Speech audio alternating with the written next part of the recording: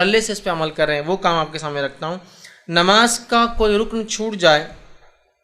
ٹھیک ہے، بشرط یہ کہ فوراً یاد آ جائے یا نماز میں یاد آ جائے،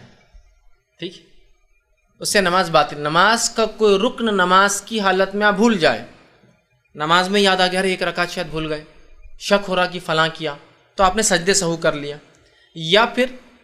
واقعے میں چھوٹا حقیقت میں اور آپ نے سجدے سہو کر لیا، یا پھر چھوٹ گیا جیسا کہ آپ نے 3 رکعت پڑھ کے سلام پھیر دیا، کوئی پیچھے سے آیا کہ بھائی صاحب وہ 3 رکعت ہی ہوئی، تو آپ پھر گئے اور رکعت باندھ کے پھر کھڑے ہو گئے، ٹھیک ہے، سمجھے آپ؟ تو یہ تو ٹھیک ہے، یہ ٹھیک ہے، اس لیے کہ یہاں سجدے سے ہو جائیں گا۔ لیکن اس سے ہٹ کر کوئی اگر آپ نے سمجھ لیجیے مثال کے طور پر وہ بھول ہی گئے، سجدے سہو بھی نہیں، اور کسی نے کہا کہ آپ نے تو 3 رکعت پڑھی اور بہت دیر ہو گئی، سمجھ لیجیے آپ چلے گئے، بات چیت چل رہی ہے، زیادہ دیر ہونے کے بعد آپ کو تو نماز باطل ہے، آپ کو نماز کو پھر سے دہرانا پڑے گا، وہ نماز نہیں ہوئی آپ کی، ٹھیک۔ تو نماز میں کوئی ایسا رکن جو چھوٹ جائے یا بہت لمبا عرصہ گزر جائے پڑھ کے تو نماز اس سے باطل ہو جاتی ہے، آپ کو نماز دہرانا ہے۔ ہاں نماز میں یاد آ جائے یا شک ہو تو سجدے سے ہو اس کو انشاءاللہ کفایت کر جاتا ہے، لیکن بعد میں وہ کرنا پڑے گا، اس لیے کہ آپ صلی اللہ علیہ وسلم نے ایک شخص کو دیکھا جو بغیر اطمینان کے نماز پڑھ رہا تھا، اس کی نماز میں کوئی کمی نہیں تھی، نہ وہ 4 کے بدلے 3 یا 2 کے بدلے 1 بھی نہیں پڑھ رہا تھا، یا رکوع سجدے چھوڑ بھی نہیں رہا تھا، صرف بے اطمینانی کی وجہ سے آپ نے کیا فرمایا معلوم؟ اس کو حدیث کے الفاظ صحیح مسلم کی روایت ہے، آپ نے فرمایا ارجع فصلی فإنک لم تصلی، جا واپس نماز پڑھ، تو نے نماز نہیں پڑھی۔ حدیث میں آتا ہے ایک شخص آیا، رکعت باندھی اور اس کے بعد نماز پڑھی اور آ کے آپ کو سلام کیا، آپ نے کہا وعلیکم السلام، تیری نماز نہیں ہوئی۔ وہ پھر گیا، پھر کھڑا ہوا 2 رکعت پڑھی، پھر آیا کہا السلام علیکم، آپ نے کہا تیری نماز نہیں ہوئی۔ وہ پھر گیا، پھر 2 رکعت پڑھ کے آیا، پھر کہا السلام علیکم، آپ نے کہا وعلیکم السلام، تیری نماز نہیں ہوئی۔ اس نے کہا اللہ کے رسول اس سے اچھی نماز میں نہیں پڑھ سکتا۔ پھر آپ نے کہا جب تو نماز کے لیے کھڑا ہو تو تکبیر کہے، ہاتھ باندھ، فاتحۃ الکتاب قرآن سورہ فاتحہ پڑھ، اور جو قرآن آسان ہو اسے پڑھ،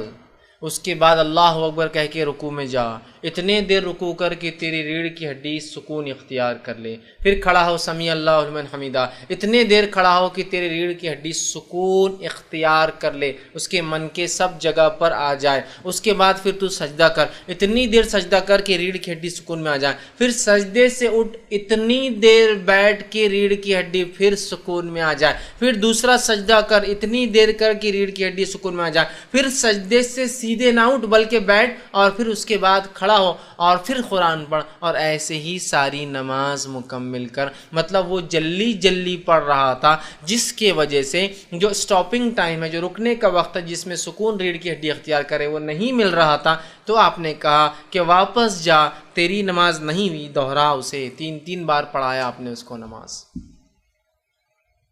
اسی لیے میں نے کہا رکن چھوٹ جائے، یہاں تو صرف سستی کر رہا ہے، کاہلی سے پڑھ رہا ہے، درست نہیں پڑھ رہا ہے، جو ویٹنگ ٹائم ہونا چاہیے وہ نہیں کر رہا تھا، آپ اس کو کہا کہ نہیں ہوا، جا پھر سے نماز پڑھتی، نماز نہیں، جا پھر سے نماز پڑھتی، نماز نہیں، جا پھر سے نماز پڑھتی، نماز نہیں،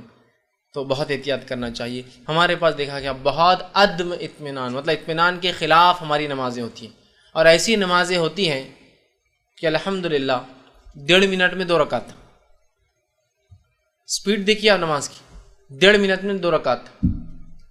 4 منٹ میں امام صاحب 4 رکعت، جبکہ جب آدمی جماعت کے ساتھ ہوتا ہے تو اس کو سکون اختیار کرنا پڑتا ہے، اس لیے کہ بوڑھے جوان بچے اور عورتیں سب مکس ہے صفوں کے اندر، مطلب الگ الگ قسم کے لوگ ہیں، اور ہر کسی کے حرکات اور سکنات اتنے سپیڈ سے نہیں ہو پاتے ہیں، لیکن پھر بھی الحمدللہ ہمارے پاس 4 منٹ میں 4 رکعت ہو جاتی ہے، حالانکہ پہلے 2 میں ضمی سورہ بھی رہتا ہے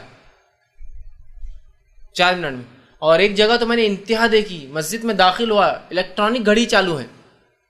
بڑے بڑے ڈیجٹس میں آ رہا ہے، 1:31 اور 30 سے 35 سیکنڈ، اور پہلے 2 رکعت کے بعد کا قاعدہ چالو ہے، مطلب 1 منٹ اور 35 سیکنڈ میں دوسری رکعت کا جو قاعدہ ہے نا، امام صاحب قاعدے میں بیٹھے،